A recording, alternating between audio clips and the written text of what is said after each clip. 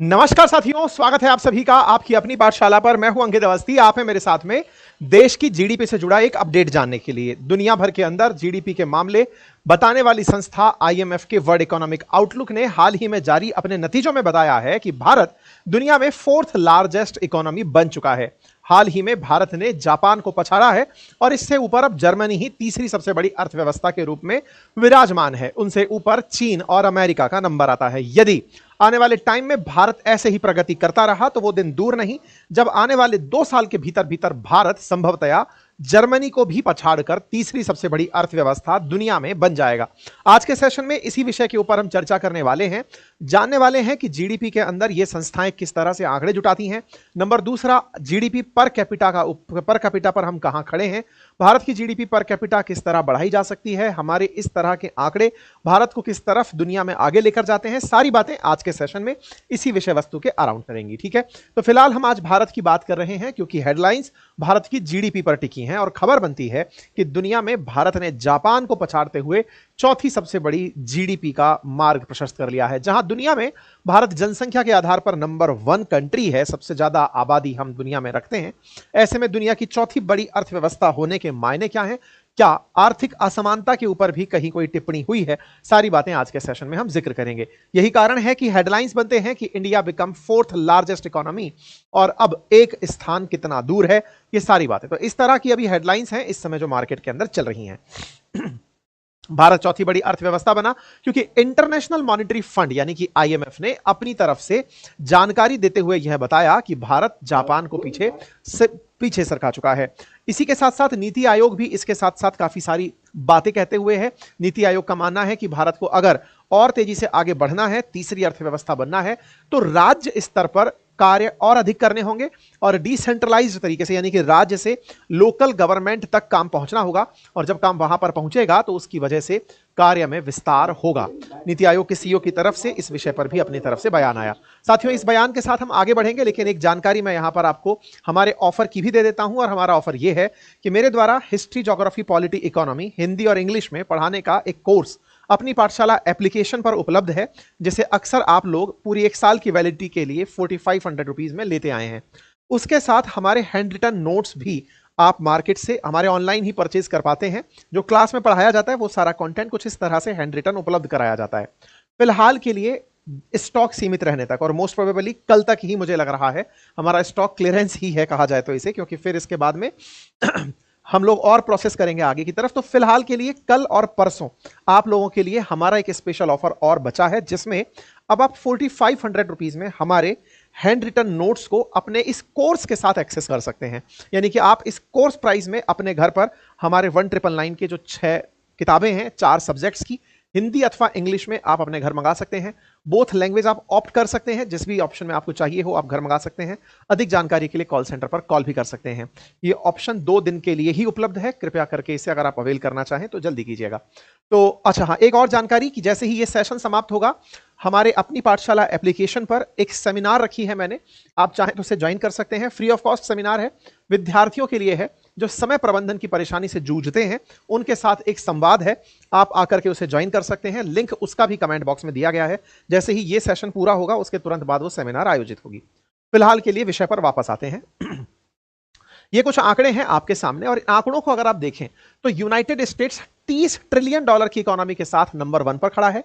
China 19.231 trillion dollar की economy के साथ नंबर 2 पर है और जर्मनी 4.744 ट्रिलियन डॉलर के साथ तीसरी बड़ी अर्थव्यवस्था बनकर है। भारत ने हाल ही में 4.187 ट्रिलियन का अंक छू लिया है। तो ये जो 4 ट्रिलियन की अर्थव्यवस्था है, अब उस आंकड़े पर हम लोग बढ़ चुके हैं और 4.187 ट्रिलियन की अर्थव्यवस्था के साथ भारत चौथे नंबर पर है। जापान 4.186 के साथ में 5वीं बड़ी अर्थव्यवस्था बना हुआ है। इससे पहले भारत ने यूनाइटेड किंगडम को पछाड़ा था और ये सारी की सारी लिस्ट में पिछले 10 सालों में लगातार भारत ऊपर की तरफ पायदान चढ़ते हुए आ रहा है और फिलहाल हम चौथी बड़ी अर्थव्यवस्था बनकर खड़े हैं। इंडिया वर्ल्ड की 4th लार्जेस्ट इकोनॉमी हुआ, इसके पीछे के कारणों में जापान का कम परफॉर्म करना और भारत का ज्यादा परफॉर्म करना, ये दोनों ही कारक संयुक्त रूप से काम किए हैं, जिसके चलते भारत 4th लार्जेस्ट इकोनॉमी बना है। 2021 में भारत 5th लार्जेस्ट इकोनॉमी बना था, तब हमने यूनाइटेड किंगडम को पछाड़ा था और अब हमने जापान को पछाड़ दिया है और भारत ने जापान को पछाड़ करके यह स्थान प्राप्त कर लिया है। भारत नॉमिनल जीडीपी के मामले में 4.29 ट्रिलियन डॉलर की इकोनॉमी पर पहुंच गया है। अब ये नॉमिनल और रियल जीडीपी क्या होती है, इसके बारे में भी हम चर्चा करेंगे, समझेंगे कि किस तरह से जीडीपी के मायने निकाले जाते हैं, सारी बातें करेंगे। आईएमएफ के आंकड़ों को अगर देखें तो तीसरा नंबर भी हमारे लिए छूना अब ज्यादा मुश्किल टास्क नहीं है।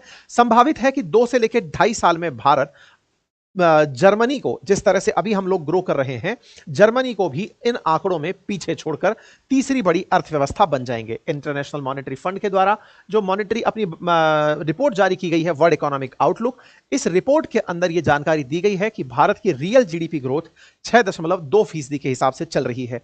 इसीलिए अगर आप आंकड़ों को देखें तो ये अंक भारत के 2025 के अपडेटेड हैं, जो कि आईएमएफ के द्वारा पब्लिक किए गए हैं। 5 सालों में अगर देखें आफ्टर कोरोना, भारत लगातार जीडीपी के ग्रोथ में सकारात्मक अंक वृद्धि दिखा रहा है। फिलहाल 2024 में 6.4% की ग्रोथ बताया गया है। भारत जर्मनी से 0.6 ट्रिलियन डॉलर की जीडीपी की वृद्धि एक्सपेक्ट करता है। 0.6 ट्रिलियन की वृद्धि होते ही हम जर्मनी को बाईपास करके आगे निकल जाएंगे। इसीलिए एक्सपेक्टेड है कि जर्मनी और भारत के बीच का जो अंतर है वो 2 से 2.5 साल के अंदर कवर कर दिया जाएगा और उसको हम सरपास करके आगे निकल जाएंगे 2028 तक मोस्ट प्रोबेबली। अब सवाल है कि ये जीडीपी होती क्या है।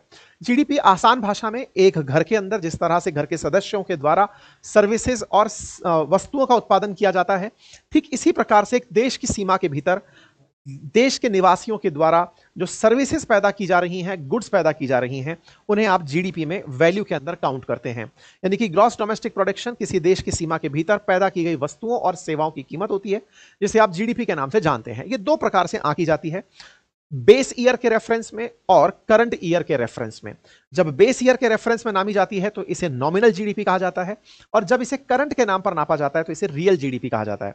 वर्तमान में 2011-12 को बेस ईयर लेकर विदाउट इन्फ्लेशन जीडीपी काउंट करते हैं तो यह आंकड़ा जो आज का 4.29 ट्रिलियन के आसपास है, यहां पहुंचता है।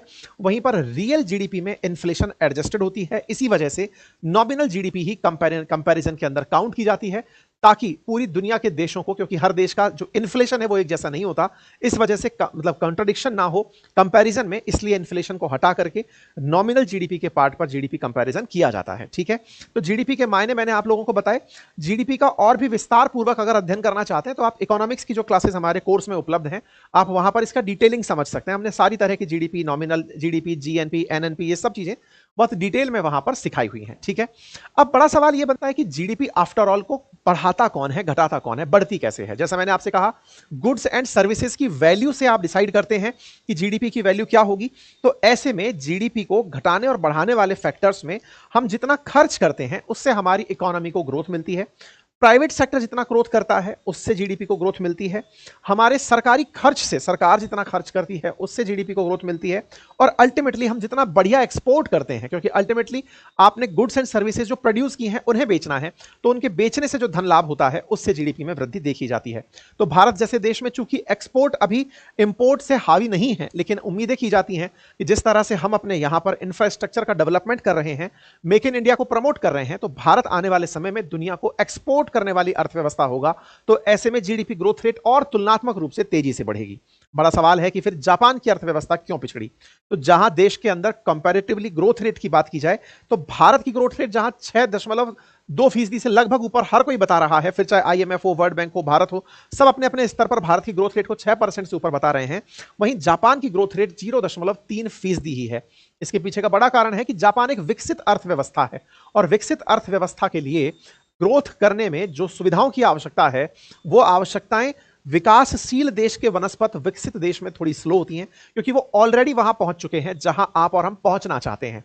ऐसे में जापान की जनसंख्या घट रही है, जापान की जनसंख्या वृद्ध होती जा रही है। ऑलरेडी वो अपने पास सुविधाओं के वो सारे सिस्टम विकसित कर चुके हैं जिनके लिए आप और हम विकास में जुटे हैं। तो ऐसे में बढ़ती जनसंख्या हमारे लिए एक ब्लेसिंग की तरह से है, क्योंकि हम उस जनसंख्या की पूर्ति के लिए जब भी कोई खर्च बढ़ाते हैं या उसके माध्यम से प्रोडक्शन बढ़ाते हैं तो जीडीपी में ग्रोथ देखने को मिलती है। बात जनसंख्या की संकट के साथ साथ अगर ट्रेंड्स की बात की जाए तो जापान के लिए ग्लोबल ट्रेंड्स निराशाजनक है, क्योंकि जापान एक्सपोर्ट आधारित इकोनॉमी है।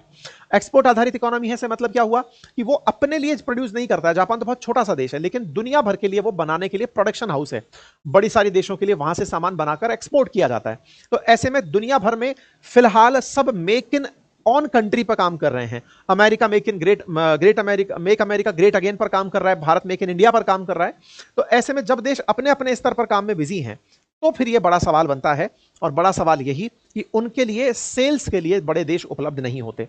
इसी वजह से जापान की वृद्धि में कमी देखी गई है। जहां तक बात हो भारत की, तो भारत में जहां जनसंख्या और वर्किंग कैपिटल जिस तरह से, मतलब जो कार्यशील जनसंख्या है, वो कार्यशील जनसंख्या की जो वृद्धि है वो एक सकारात्मक भाव है। प्रति व्यक्ति जीडीपी तुलनात्मक रूप से हम दुनिया के अंदर काफी कम रखते हैं, लेकिन अब हमें प्रति व्यक्ति के आधार पर अपने देश की जीडीपी को बढ़ाने के तरीके समझ में आते हैं।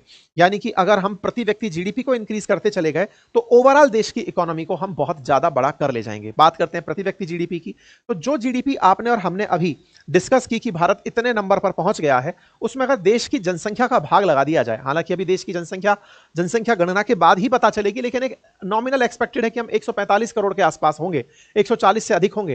तो ऐसे में जो कुल जीडीपी है, जो नॉमिनल हमने निकाली, उसमें अगर जनसंख्या का भाग निकाला जाए तो जो हिस्सा निकल कर आता है वो प्रति व्यक्ति जीडीपी निकल कर आता है। दुनिया में प्रति व्यक्ति जीडीपी के मामले में जहां टॉप 10 में लग्जमबर्ग, स्विट्जरलैंड और आयरलैंड जैसे देश काउंट होते हैं, लेकिन इनकी जनसंख्या बहुत कम है। ऐसे में भारत दुनिया के अंदर 144वें स्थान पर आता है, क्योंकि यहां पर जीडीपी पर कैपिटा कुछ ही मतलब बहुत ही कम कही जा सकती है। यूएस डॉलर के हिसाब से अगर कहा जाए तो भारत की अभी GDP per capita 2880 US dollar है।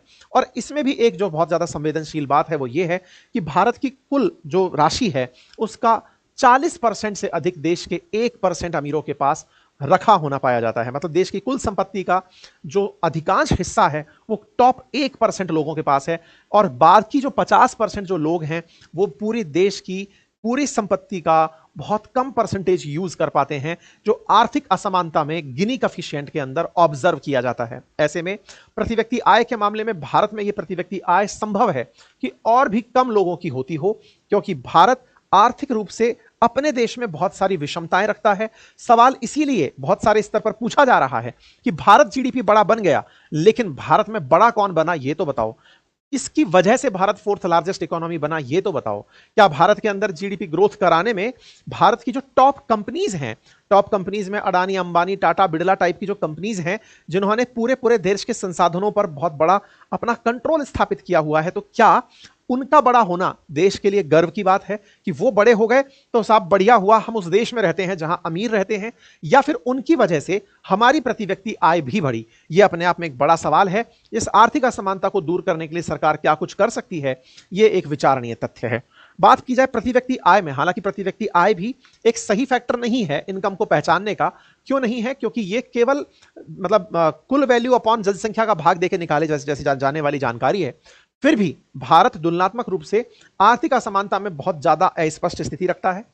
बात की जाए चीन के कंपैरिजन की, चीन जहां आज लगभग 20 ट्रिलियन डॉलर की इकोनॉमी बनकर बैठा है, वो 2008 में वहीं था जहां आज हम हैं।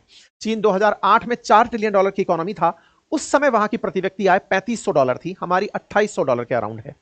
लेकिन चीन ने बड़ा तेजी से ग्रोथ करना शुरू किया, और आज वहां पर मात्र 2008 से 25 के बीच के 18 साल के समय में, 17 साल के समय में चीन में जीडीपी 3 गुना बढ़ चुकी है, प्रति व्यक्ति आय $12,000 पहुंच चुकी है, वहीं जीडीपी 5 गुना बढ़ चुकी है। इसका मतलब चीन ने पिछले 18 सालों में बहुत तेजी से गति की है।